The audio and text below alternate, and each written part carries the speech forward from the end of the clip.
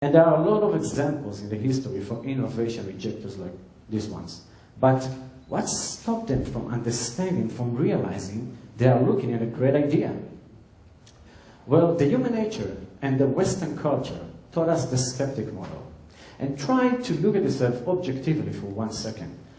When we hear a new idea, most of us try to find the flaws or the defects in that idea.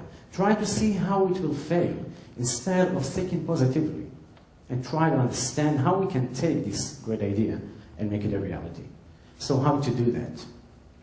How to develop people's creativity, how to lead innovation. This is what we are going to do tonight here, as I'm going to talk about 2 major fields. The first is going to be about leading organizational innovation in your business, and the second will be about creative thinking. I'm going to teach you some thinking techniques which will help you deal with your challenges in creative way.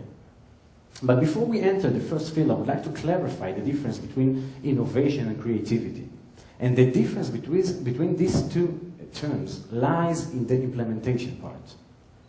If we look at the definition of innovation, we can see it contains 3 major components.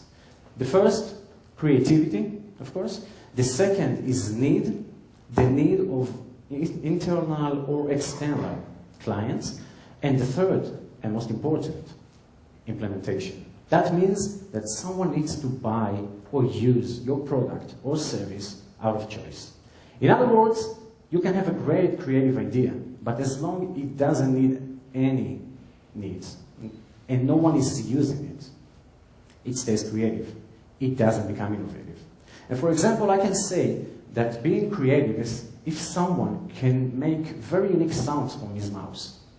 That's being creative. But if that someone wants to be innovative, he needs to take this a few steps further. He needs to collect some more people who can produce very unique sounds from their mouths and produce a whole show out of it. A show where people pay money to come and watch. That's the implementation part. Check this out.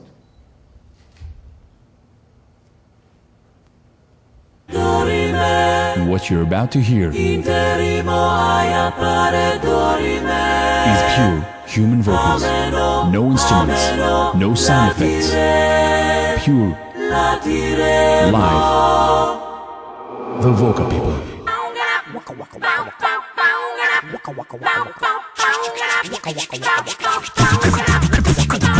Down around the corner, half a mile from here, you see them all pitch round, and you watch them disappear without